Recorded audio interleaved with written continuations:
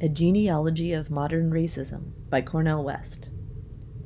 The notion that black people are human beings is a relatively new discovery in the modern West. The idea of black equality in beauty, culture, and intellectual capacity remains problematic and controversial within prestigious halls of learning and sophisticated intellectual circles. The Afro-American encounter with the modern world has been shaped first and foremost by the doctrine of white supremacy, which is embodied in institutional practices and enacted in everyday folkways under varying circumstances and evolving conditions. My aim in this chapter is to give a brief account of the way in which the idea of white supremacy was constituted as an object of modern discourse in the West, without simply appealing to the objective demands of the prevailing mode of production, the political interests of the slave-holding class, or the psychological needs of the dominant white racial group.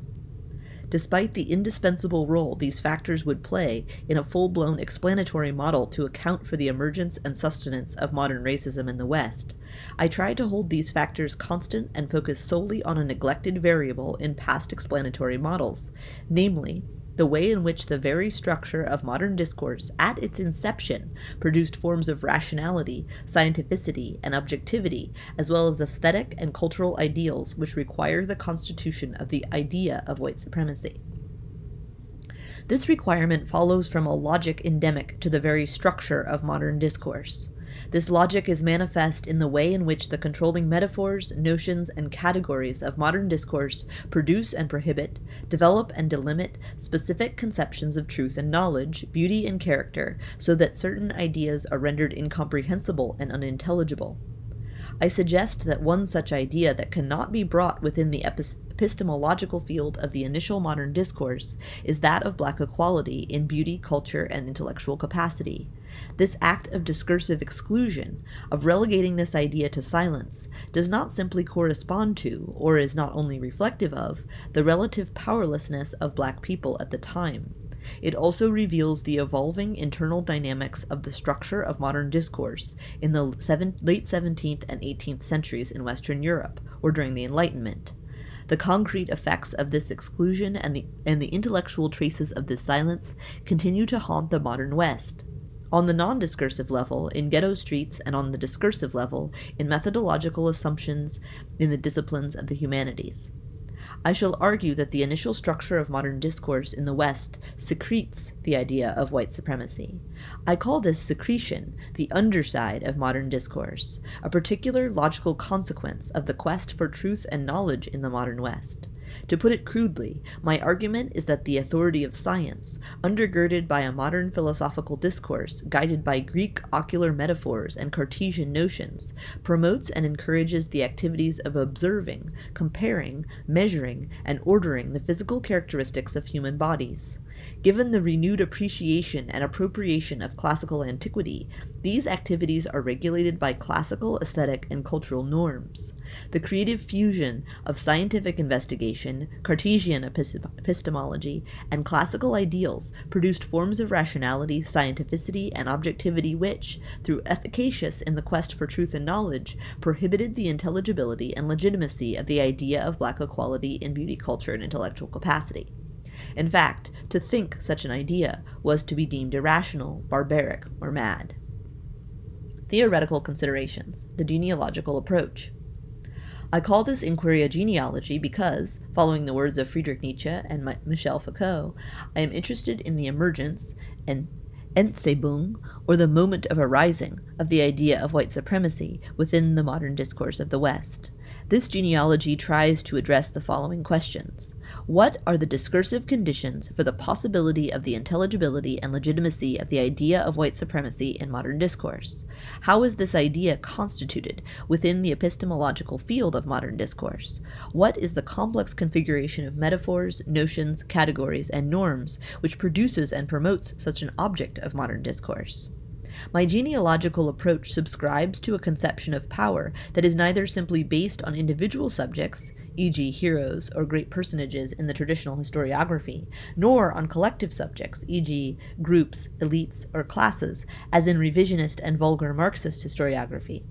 Therefore, I do not believe that the emergence of the idea of white supremacy in the modern West can be fully accounted for in terms of the psychological needs of white individuals and groups or the political and economic interests of a ruling class.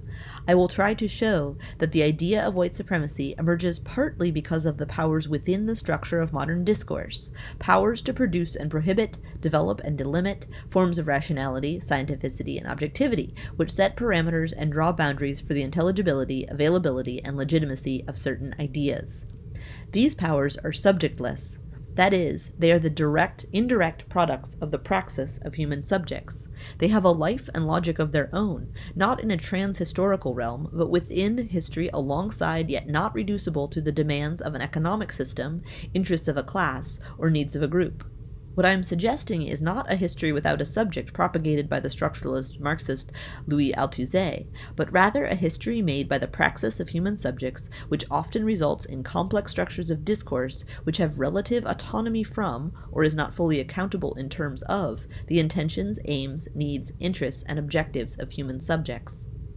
I am further suggesting that there is no direct correspondence between non-discursive structures, such as a system of production, or in Marxist terms an economic base, and discursive structures, such as theoretical formations, or in Marxist terms an ideological superstructure.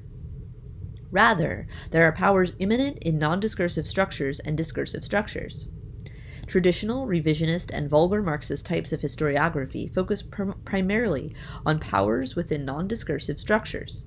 Example, powers of kings, presidents, elites, or classes, and reduce the powers within discursive structures to mere means for achieving the intentions, aims, needs, interests, and objectives of subjects in non-discursive structures. This reductionism is not wrong, it is simply inadequate. It rightly acknowledges noteworthy concrete effects generated by the relationship between powers in discursive structures and those in non-discursive structures, but it wrongly denies the relative autonomy of the powers of discursive structures and hence reduces the complexity of cultural phenomena. The primary motivation behind such reductionism, such as personalistic analyses of race prejudice or orthodox Marxist accounts of racism, is to ensure an easy resolution of a highly complex problem without calling into question certain fundamental assumptions that inform such resolutions. These fundamental assumptions, such as the subject-based conception of power, and easy resolutions, such as the elimination of race prejudice by knowledge or the abolition of racism under socialism, preclude theoretical alternatives and strategic options. In this way, these fundamental assumptions and hypothetical resolutions illustrate the effects of powers immanent in certain liberal and Marxist discourses. The structure of modern discourse. I understand the structure of modern discourse to be the controlling metaphors, notions, categories, and norms that shape the predominant conceptions of truth and knowledge in the modern West. These metaphors, notions, categories, and norms are circumscribed and determined by three major historical processes: the scientific revolution, the Cartesian transformation of philosophy, and the classical revival. The scientific revolution is usually associated with the pioneering breakthroughs of Copernicus and Kepler in astronomy, Galileo and Newton in physics, and Descartes and Leibniz in mathematics. These breakthroughs were pre-Enlightenment, most of them occurring during the 17th century, the so-called Age of Genius. The scientific revolution is noteworthy, to say the least, primarily because it signified the authority of science. This authority justified new modes of knowledge and new conceptions of truth and reality. It arose at the end of the era of pagan Christianity, and set the framework for the advent of modernity. The originary figures of the scientific revolution went beyond the Renaissance problematic of finding a compromise formula which reconciled Christian and classical modes of thinking and living, yet stopped short of drawing thoroughly secular conclusions from their breakthroughs, that is, waging intellectual war on natural, religious, and dogmatic theology. Galileo's Platonism and Newton's Socinianism illustrate this peculiar proto-modern worldview of making peace between science and religion.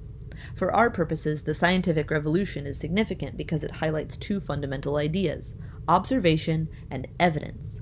These two ideas have played, in an isolated manner, a role in previous paradigms of knowledge in the West since the times of Aristotle and Aristarchus. But the scientific revolution brought these ideas together in such a way that they have become the two foci around which much of the modern discourse evolves.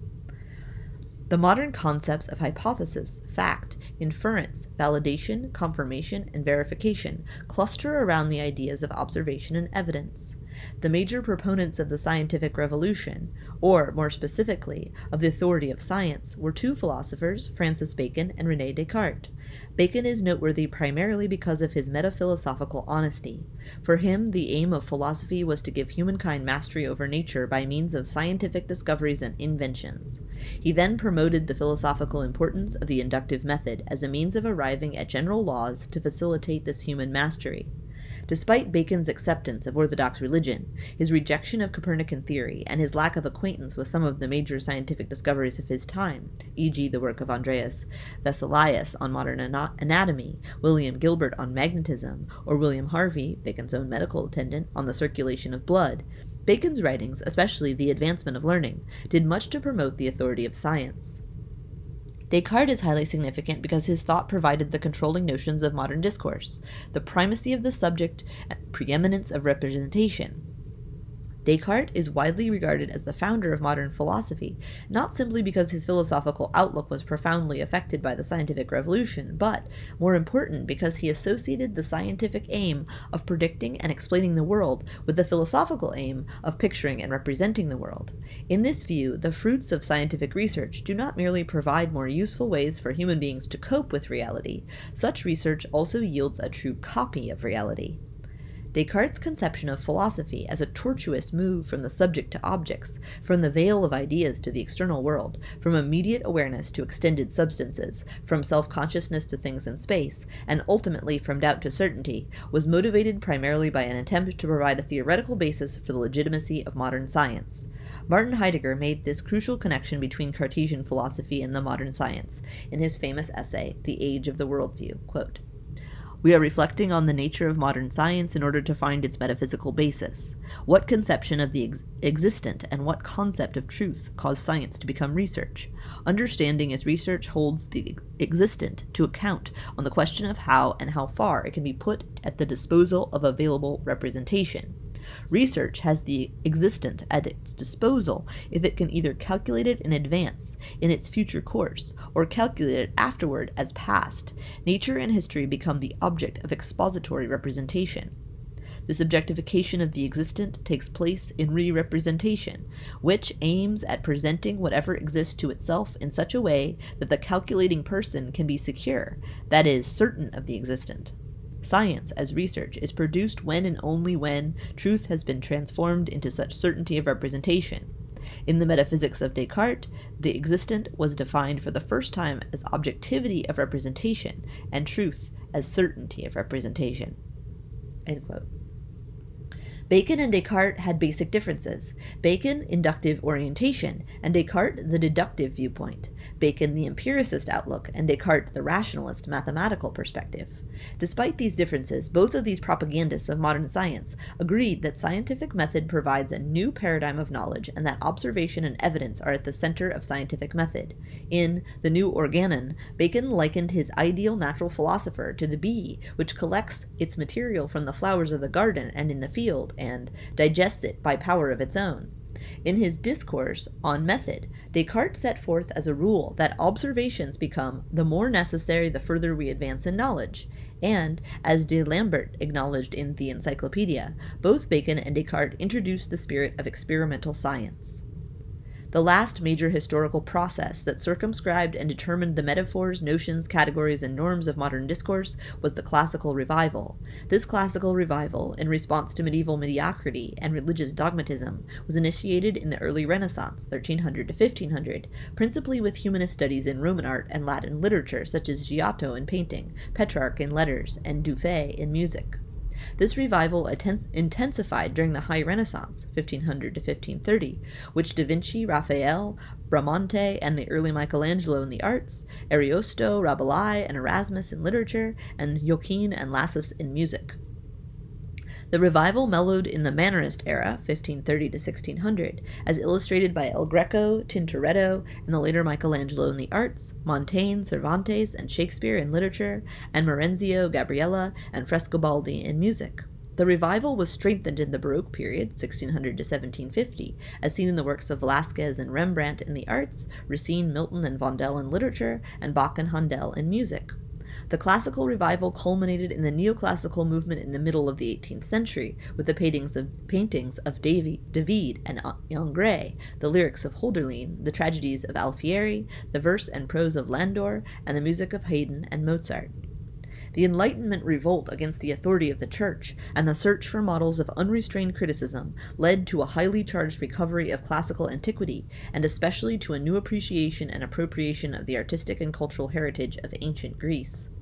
For our purposes, the classical revival is important because it infuses Greek ocular metaphors and classical ideals of beauty, proportion, and moderation into the beginnings of modern discourse. Greek ocular metaphors, eye of the mind as mirror of nature, mind as inner arena with its inner observer, dominate modern discourse in the West. Coupled with the Cartesian notion of knowledge as inner representation, modern philosophical inquiry is saddled with the epistemological model of intellect, formerly Plato and Aristotle's nous, now Descartes' inner eye, inspecting entities modeled on retinal images with the eye of the mind viewing representations in order to find some characteristic that would testify to their fidelity. The creative fusion of scientific investigation, Cartesian philosophy, Greek ocular metaphors, and classical aesthetic and cultural ideals constitutes the essential elements of modern discourse in the West.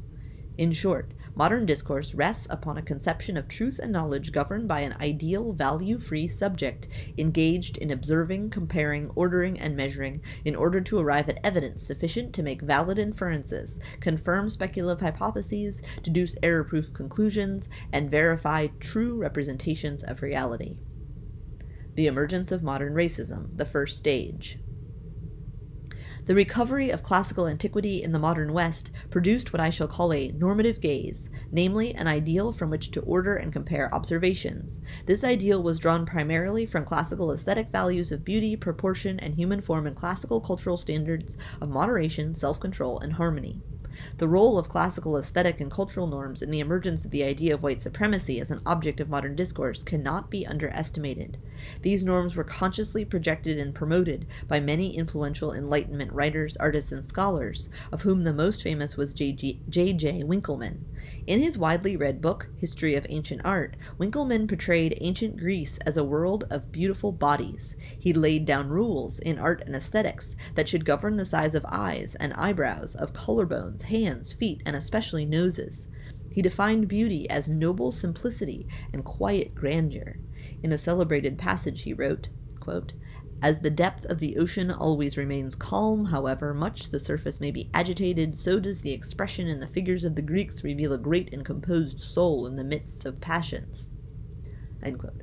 Although Winckelmann was murdered in middle life, never set foot in Greece, and saw almost no original Greek art, only one exhibition of Greek art in Munich, he viewed Greek beauty and culture as the ideal or standard against which to measure other peoples and cultures. Winthrop Jordan and Thomas Gossett have shown that there are noteworthy pre-modern racist viewpoints aimed directly and indirectly at non-white, especially black people. For example, in 1520, Paracelsus held that black and primitive peoples had a separate origin from Europeans. In 1591, Giordano Bruno made a similar claim, but had in mind principally Jews and Ethiopians. And Luciano Vanini posited that Ethiopians had apes for ancestors and had once walked on all fours. Since theories of the separate origin of races were in disagreement with the Roman Catholic Church, Bruno and Vanini underwent similar punishment. Both were burned at the stake. Of course, biblically based accounts of racial inferiority flourished, but the authority of the Church prohibited the proliferation of the non-religious, that is, proto-modern accounts of racial inferiority. What is distinctive about the role of classical aesthetic and cultural norms at the advent of modernity is that they provided an acceptable authority for the idea of white supremacy, an acceptable authority that was closely linked with the major authority on truth and knowledge in the modern world, namely the institution of science. In order to see how this linkage took place, let us examine the categories and aims of the major discipline that promoted this authority, that is, those of natural history. The principal aim of natural history is to observe, compare, measure, and order animals and human bodies, or classes of animals and human bodies, based on visible, especially physical, characteristics. These characteristics permit one to discern identity and difference, equality and inequality, beauty and ugliness amongst animals and human bodies. The governing categories of natural history are preeminently classificatory categories. That is, they consist of various taxonomies in the forms of tables, catalogs, indices, and inventories, which impose some degree of order or representation representational schema on the broad field of visible characteristics. Observation and differentness are the essential guiding notions in natural history. Foucault wrote, quote, "Natural history has a condition of its possibility, the common affinity of things and language with representation, but it exists as a task only insofar as things and language happen to be separate. It must therefore reduce this distance between them so as to bring language as close as possible to the observing gaze, and the things observed as close as possible to words. Natural history is nothing more than the nomination of the visible. Natural history covers a series of complex operations that introduce the possibility of a constant order into a totality of representations. It constitutes a whole domain of empiricity as at the same time describable and orderable." End quote. The initial basis for the idea of white supremacy is to be found in the classificatory categories and the descriptive, representational, order-imposed aims of natural history. The captivity of natural history to what I have called the normative gaze signifies the first stage of the emergence of the idea of white supremacy as an object of modern discourse. More specifically, and as Ashley Montagu has tirelessly argued, the genealogy of racism in the modern West is inseparable from the appearance of the classificatory category of race in natural history. The category of race, denoting primarily skin color, was first employed as a means of classifying human bodies by François Bernier, a French physician, in 1684. He divided humankind into basically 4 races: Europeans, Africans, Orientals, and Lapps. The first authoritative racial division of humankind is found in the influential Natural System, 1735, of the most preeminent naturalist of the 18th century, Carolus Linnaeus. For Linnaeus, species were fixed in number and kind. They were immutable prototypes. Varieties, however, were members of a species that might change in appearance. The members of a species produced fertile offspring. Infertility was a test for the division of species. There were variations of kind within a species. The races were a prime example. For Linnaeus, there were 4 races: Homo europaeus, Homo asiaticus, Homo affair, and Homo americanus.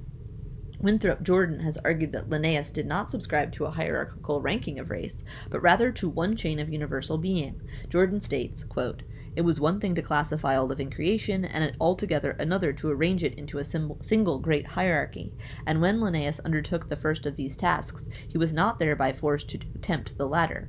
In the many editions of the Systema Naturae, he duly catalogued the various kinds of men, yet never in a hierarchic manner."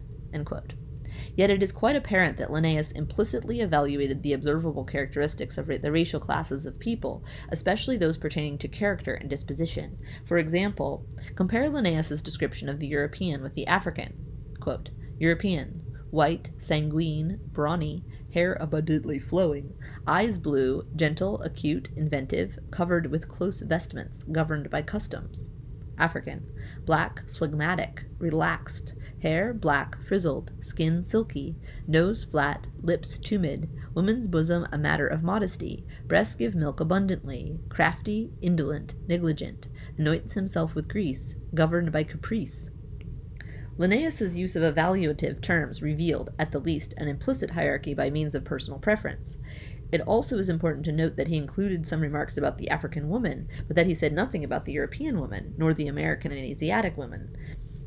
It is also significant that in the 1750s, when he first acknowledged that the hybridization of species occurs, he chose black people and apes as the probable candidates, while restricting such unions to black women and male apes.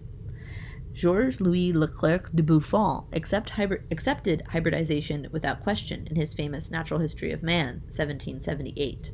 Although Buffon, like Linnaeus, viewed races as mere chance variations, he held that white was the real and natural color of man. Black people and other races were variations of this natural color, yet somehow not members of a different species. He remained uncertain about the objective reality of species. Buffon believed that black skin color was caused by hot climate and would change if the climate became colder. Although he was a fervent anti-slavery advocate, he claimed that black people had little genius, and then added, "These unfortunate people are endowed with excellent hearts and possess the seeds of every human virtue." Blumenbach held that all human beings belonged to the same species, and that races were merely varieties. Yet contrary to the claims by Winthrop Jordan, Ashley Montagu, and Thomas Gossett concerning Blumenbach's opposition to hierarchic racial ranking or irritation at those who use aesthetic standards for such ranking, Blumenbach praised the symmetrical face as the most beautiful of human faces, precisely because it approximated the divine works of Greek art. specifically the proper anatomical proportions found in Greek sculpture. Applying the classical ideal of moderation, he claimed that the more moderate the climate, the more beautiful the face. The net result was that since black people were the farthest from Greek ideal and located in extremely hot climates, they were, by implication, inferior in beauty to Europeans. The second stage of emergence of the idea of white supremacy as an object of modern discourse primarily occurred in the rise of phrenology, the reading of skulls, and physiognomy, the reading of faces. These new disciplines, closely connected with anthropology, served as an open platform for the propagation of the idea of white supremacy, not principally because they were pseudosciences, but more important because these disciplines acknowledged the European value-laden character of their observations. This European value-laden character was based on classical aesthetic and cultural ideals. Pieter Camper, the Dutch anatomist, made aesthetic criteria the pillar of his chief discovery, the famous facial angle. Camper claimed that the facial angle, a measure of prognathism, permitted a comparison of heads of human bodies by way of cranial and facial measurements. For Camper, the ideal facial angle was a 100-degree angle which was achieved only by the ancient Greeks. He openly admitted that this ideal conformed to Winckelmann's classical ideal of beauty. Following Winckelmann, Camper held that Greek proportions and stature exemplified beauty and embodied perfection. Camper further held that the beautiful face, a beautiful body, beautiful nature, beautiful character, and beautiful soul were inseparable. He tried to show that the facial angle of Europeans measured about 97 degrees and those of black people around 60 and 70 degrees, closer to the measurements of apes and dogs than to human beings. Although many anthropologists readily accepted the facial angle as a scientific notion, Camper made it clear that his aim was not simply to contribute to the new discipline of anthropology, but also to promote the love of classical antiquity to young artists and sculptors. As George Mossey has noted, historians of race theories often overlook the fact that Camper and many subsequent theoreticians of race and racism were trained as artists and writers. Camper was a painter by training, and in fact won the gold medal of the Amsterdam School of Art 2 years before he published his work on the facial angle. Johann Caspar Lavatar, the father of physiognomy, explicitly acknowledged that the art of painting was the mother of his new discipline. Moreau, an early editor of Lavatar's work, clearly noted that the true language of physiognomy was painting because it spoke through images, equally to the eye and to the spirit. This new discipline linked particular visible characteristics of human bodies, especially those of the face, to the character and capacities of human beings. This discipline openly articulated what many of the early naturalists and anthropologists tacitly assumed. The classical ideals of beauty, proportion, and moderation regulated the classifying and ranking of groups of human bodies. In short, physiognomy brought the normative gaze into daylight. Lavatar believed that the Greek statues were the models of beauty. His description of the desirable specimen, blue eyes, horizontal forehead, bent back, round chin, and short brown hair, resembled the beautiful person preferred by Camper. The common Greek ideals of beauty, though slightly distorted, to say the least, were the principal source of the normative gaze. Lavatar's new discipline was highly influential amongst scientists, for example Jean-Baptiste Porta, Christian Meniers, and artists. His close personal friend, the famous Goethe, aided him in editing and publishing his physiognomic formulations and findings, and Sir Walter Scott, amongst others, popularized them in his novels. Lavatar's promotion of what I call the normative gaze consists no longer of detailed measurements, as was the case with naturalists, but rather of the visual glance. He wrote, "Trust your first quick impression, for it is worth more than what is usually called observation. Therefore it is not surprising that Lavatar put forth an elaborate theory of noses, the most striking member of the face. Neither is it surprising that subsequent classifications of noses, based on Lavatar's formulations, associate Roman and Greek noses with conquerors and persons of refinement and taste."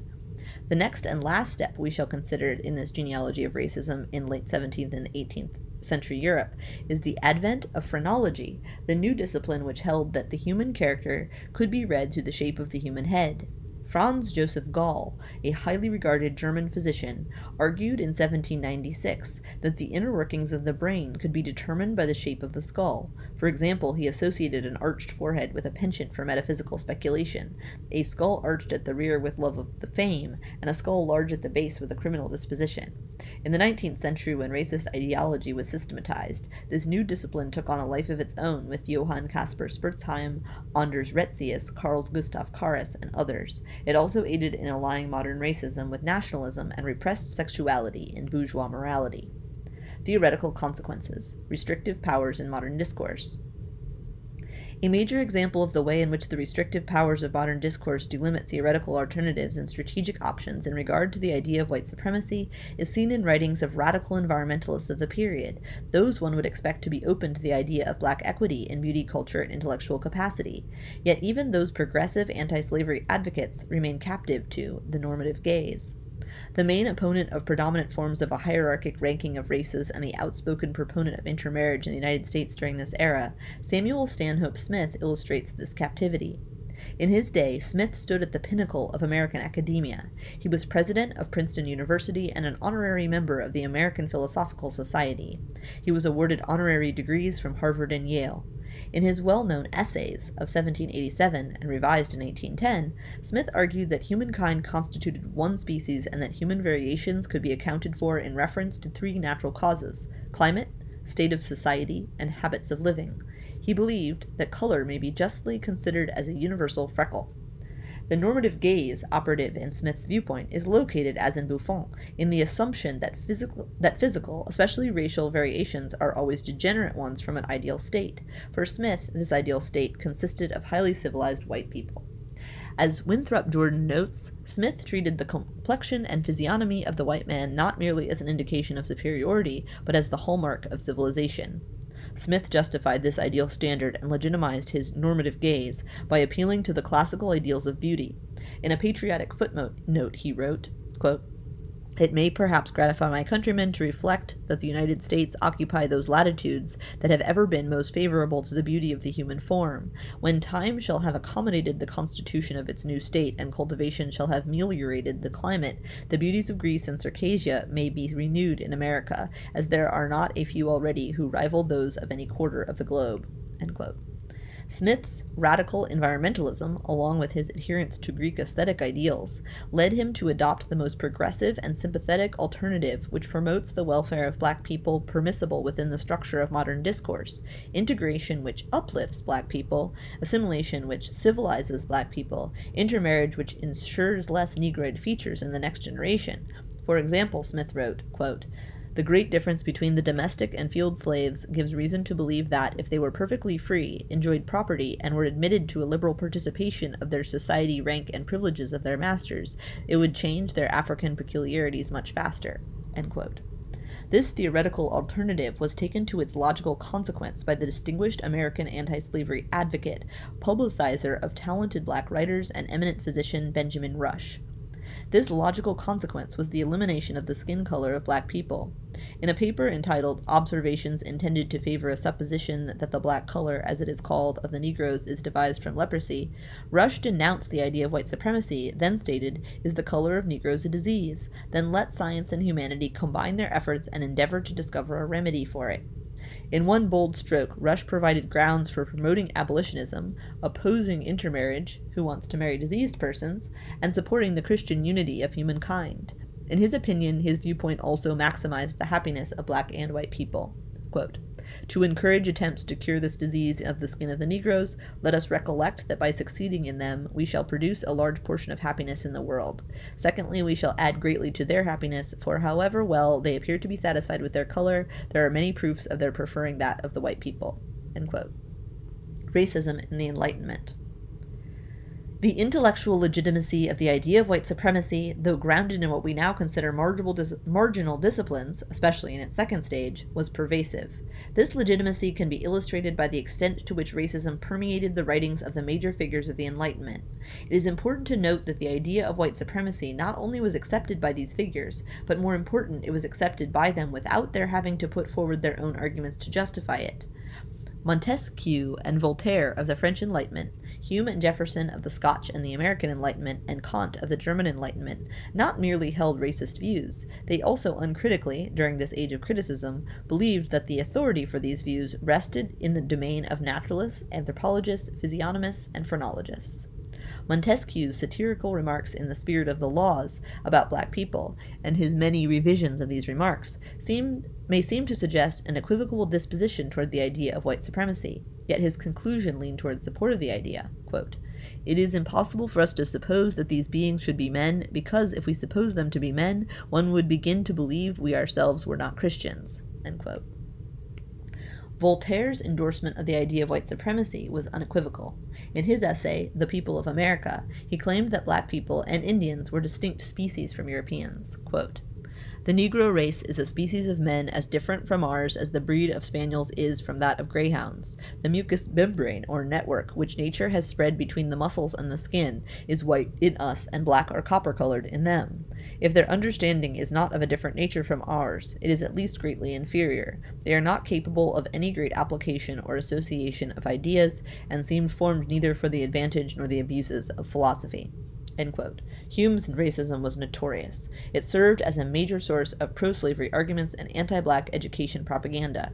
In his famous footnote to his essay of national characteristics, he stated, quote, "I am apt to suspect the Negroes, and in general all of the other species of men, for there are 4 or 5 different kinds, to be naturally inferior to the whites. There never was a civilized nation of any other complexion than white, nor even any individual eminent either in action or speculation. No ingenious manufacturers among them, no arts, no sciences. In Jamaica, indeed, they talk of one Negro as a man of parts and learning, but 'tis likely he is admired for very slender accomplishments, like a parrot who speaks a few words plainly." End quote. Jefferson arrived at a mildly similar conclusions in his Notes on Virginia. Regarding the intellectual capacities of black people, he wrote, quote, "Comparing them by their faculties of memory, reason, and imagination, it appears to me that in memory they are equal to the whites, in reason much inferior, and that in imagination they are dull, tasteless, and anomalous. Never yet could I find that a black had uttered a thought above the level of plain narration, never see even an elementary trait of painting or sculpture." End quote. Finally, Kant, whose views were based heavily on Hume's claims, held that the Negroes of Africa have by nature no feeling that rises above the trifling. In his Observations on the Feeling of the Beautiful and Sublime, Kant noted, quote, "Mr. Hume challenges anyone to cite a simple example in which a Negro has shown talents, and asserts that among the hundreds of thousands of blacks who are transported elsewhere from their countries, although many of them have even been set free, still not a single one was ever found who presented anything great in art or science, or any other praiseworthy quality, even though among the whites some continually rise aloft from the lowest rabble, and through superior gifts earn respect in the world. So fundamental is the difference between the two races of man, and it appears to be as great in regard to mental capacities as in color." End quote. Kant further revealed his racist views when, in reply to advice that a black person gave to Father Labat, he wrote, quote, "And it might be that there was something in this which perhaps deserved to be considered, but in short, this fellow was quite black from head to foot, a clear proof that what he said was stupid." End quote. The emergence of modern racism, inevitable or contingent? The emergence of the idea of white supremacy as an object of modern discourse seems inevitable in that, besides the practical need to justify non-white domination, especially in the early 19th century, the only available theoretical alternative for the unhampered search for truth and knowledge in the modern West consisted of detailed observation, measurement, comparison, and ordering of the natural and human kingdom by autonomous subjects in the light of the aesthetic and cultural ideals of classical antiquity. Given the Enlightenment obsession with criticism, especially criticism of the church and religion, the past was divided into 4 major epochs: the great river civilizations of the Near East, ancient Greece and Rome, the Christian millennium, and modern times, beginning with the revival of letters. These 4 epochs were rhythmically related to each other. The first and third were paired off as ages of myth, belief, and superstition, while the second and fourth were ages of rationality, science, and enlightenment. The implications of Frank Snowden's thesis in his book Blacks in Antiquity, Ethiopians in the Greco-Roman Experience, call into question the notion that the Enlightenment recovery of classical antiquity, its aesthetic and cultural ideals, inevitably required, on the discursive level, the emergence of the idea of white supremacy as an object of modern discourse. Snowden's thesis is that racial prejudice did not exist in classical antiquity. He claims that in the first major encounter in European records of black people in a predominantly white society, the idea of black equality in beauty, culture, and intellectual capacity was seriously entertained. In regard to ideals of beauty, he notes that Herodotus called Ethiopians the most handsome people on earth. Philostratus spoke of charming Ethiopians with their strange color. Pseudo-Callisthenes held the Black Queen of Meroe, visited by Alexander the Great, to be of wondrous beauty, and the poet Martial, though pursued by a woman whiter than snow, sought a super-black woman. Snowden goes as far as to state, "On the whole, the number of expressed preferences for blackness and whiteness in classical literature is approximately equal." If Snowden's viewpoint is correct, two noteworthy issues arise. First, it permits us to accent the crucial role in the advent of modern science played in highlighting the physical appearances of people in relation to what it is to be human, beautiful, cultured, and intelligent. In this regard, the primacy of observation, the gaze character of scientific knowledge, may be as important as the classical ideals which are latent in such observations at the inception of modern discourse. Second, Snowden's claims require that I provide an account of why the Enlightenment revival of classical antiquity ignored or excluded black statues and the proportions and measurements of black figures as part of classical aesthetic ideals. Snowden's thesis is highly plausible and extremely provocative, but I find it neither persuasive nor convincing. His claims are too exorbitant, but they do not contain kernels of truth. Race indeed mattered much less in classical antiquity than it does in modern times. But race did matter in classical antiquity, as can be seen from the evidence meticulously gathered by Snowden, Sykes, Westerman, and others. The crucial difference seems to be that racial differences were justified on cultural grounds in classical antiquity, whereas at the inception of modern discourse, racial differences are often grounded in nature, that is, ontology, and later biology. And even if race prejudice did not exist in classical antiquity, the minority status of black people in Greece and Rome still rendered black statues, proportions, and measurements marginal to cultural life. Hence, the black presence, though tolerated and at times venerated, was never an integral part of the classical ideals of beauty. The emergence of the idea of white supremacy as an object of modern discourse seems contingent, in that there was no iron necessity at work in the complex configuration of metaphors, notions, categories, and norms that produce and promote this idea. There is an accidental character to the discursive emergence of modern racism, a kind of free play of discursive powers which produce and prohibit, develop and delimit the legitimacy and intelligibility of certain ideas within a discursive space circumscribed by the attractiveness of classical antiquity. Yet even such claims about the contingency of the emergence of the idea of white supremacy in the modern West warrant suspicion. This is so because, as we noted earlier, this genealogical approach does not purport to be an explanation of the rise of modern racism, but rather a theoretical inquiry into a particular neglected variable, i.e., the discursive factor within a larger explanatory model. This variable is significant because it not only precludes reductionist treatments of modern racism, it also highlights the cultural and aesthetic impact of the idea of white supremacy on black people. This inquiry accents the fact that the everyday life of black people is shaped not simply by the exploitative, oligopolistic capitalist system of production, but also by cultural attitudes and sensibilities, including alienating ideals of beauty.